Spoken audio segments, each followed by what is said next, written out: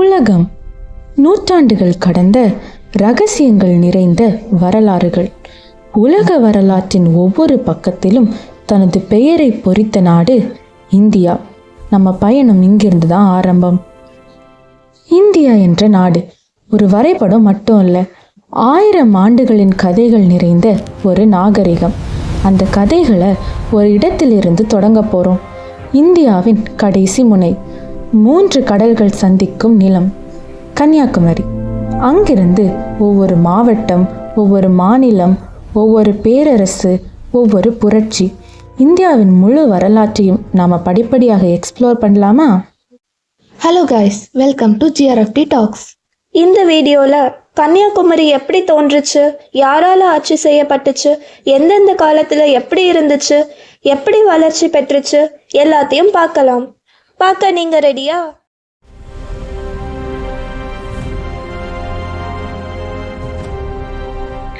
கிமு 300ஆம் நூற்றாண்டு. அந்த காலத்தில் கன்னியாகுமரியை ஆட்சி செய்தது சேர மன்னர்கள். சேர மன்னர்களின் காலத்தில் தான் ட்ரேடோட வளர்ச்சி அதிகமாக இருந்துச்சு.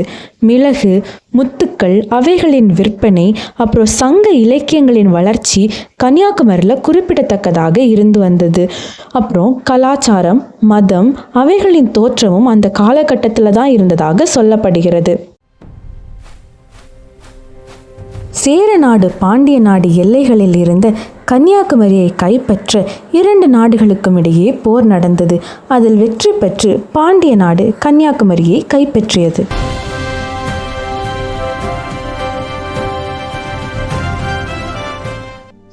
கிபி 4 முதல் 9ஆம் நூற்றாண்டு. இந்த காலகட்டத்தில் தான் பாண்டிய மன்னர்கள் கன்னியாகுமரியை ஆட்சி செய்து வந்தாங்க. இந்த காலத்திலையும் ட்ரேட் கன்னியாகுமரியில் ரொம்ப அதிகமாக வளர்ந்து கொண்டு இருந்துச்சு. கோவில்கள் அதிகமாக கட்டப்பட்டதுன்னு சொல்கிறத விடைக்கும் அது ரொம்ப மேம்பட்டு இருந்துச்சுன்னு சொல்லலாம். துறைமுகங்கள் அதிகமாக கட்டப்பட்டது. கிபி 9 மற்றும் 10ஆம் நூற்றாண்டில் சோலாஸ் ரொம்ப ஸ்ட்ராங்காக இருந்தாங்க. அதனால் 10th செஞ்சுரியில் சோலாஸ் பாண்டியாஸை அட்டாக் பண்ணாங்க. அதனால் பாண்டியாஸ் கிட்ட இருந்து ஆட்சி சோழர்கள் கிட்ட போயிருச்சு.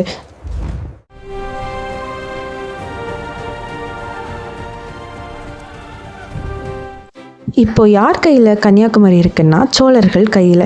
கலைகள் மேம்பட்ட காலம் அது. ட்ரேட் கூட அவ்வளோ அதிகமாக இருந்துச்சு. அதே மாதிரி விவசாயிகளின் வாழ்க்கை அவ்வளோ அழகாக இருந்துச்சு.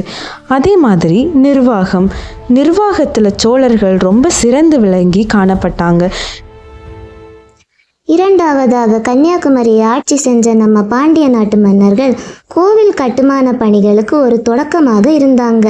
கன்னியாகுமரியில் சோழர்கள் தஞ்சாவூர் மாதிரி பெரிய கோயிலெல்லாம் கட்டல. ஆனால் அவங்க வந்த அப்புறம் இங்கே இருந்த கோவில்களை எல்லாம் டெவலப் பண்ணாங்க. பாண்டியர் காலத்தில் தான் பேசிக் ஸ்டார்ட். அதுக்கு அப்புறம் சோழர்கள் கோவில் பணிகளை ஒழுங்குபடுத்தினாங்க.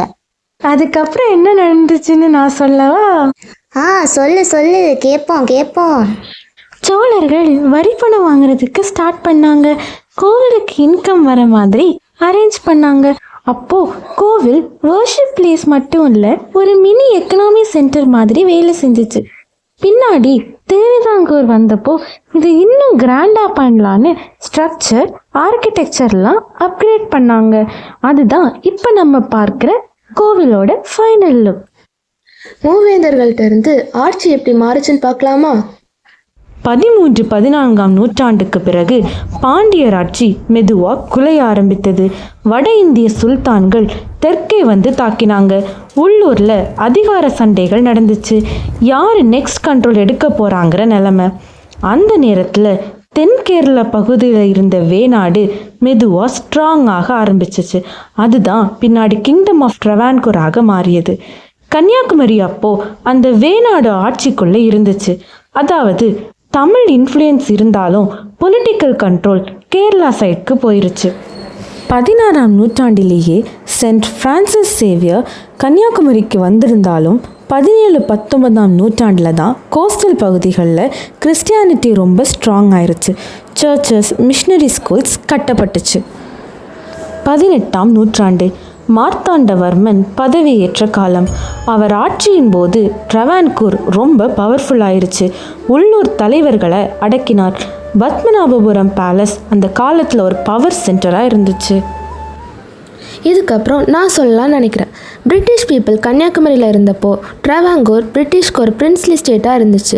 அங்கே எஜுகேஷன் வளர்ச்சி பெற்றுச்சு, அட்மினிஸ்ட்ரேஷன் சேஞ்ச் ஆச்சு, சோஷியல் ரிஃபார்ம் மூமெண்ட்ஸ் நடந்துச்சு. இந்த மாதிரி நிறைய சேஞ்சஸ் நடந்துச்சு. மாடர்ன் சிஸ்டம் ஸ்லோவாக பில்ட் ஆக ஆரம்பிச்சிச்சு. இண்டிபெண்டன்ஸ்க்கு பிறகு கன்னியாகுமரி ட்ரவாங்கூர் கொச்சின் ஸ்டேட்டில் இருந்துச்சு. ஆனால் மக்கள் பெரும்பாலும் தமிழ் பேசினதுனால தமிழ்நாட்டோட சேரணும்னு போராட்டம் நடத்தினாங்க. இந்த போராட்டம் தமிழருக்கு வெற்றியாய் கன்னியாகுமரி தமிழ்நாடோட இணைஞ்சிருச்சு. இன்னையோட ஸ்டோரியை இதோட முடிச்சுக்கலாம். இந்த ஸ்டோரி உங்களுக்கு ரொம்ப இன்ட்ரெஸ்டிங்காக இருந்திருக்கும்னு நினைக்கிறேன். இந்த மாதிரி வீடியோஸ் நிறைய பார்க்கணுன்னா stay tuned on Tuesdays and Fridays. And மறக்காமல் சேனலை லைக் பண்ணுங்கள், ஷேர் பண்ணுங்கள், சப்ஸ்கிரைப் பண்ணுங்கள். மறக்காமல் அந்த பெல் பட்டனை தட்டிட்டு போங்க.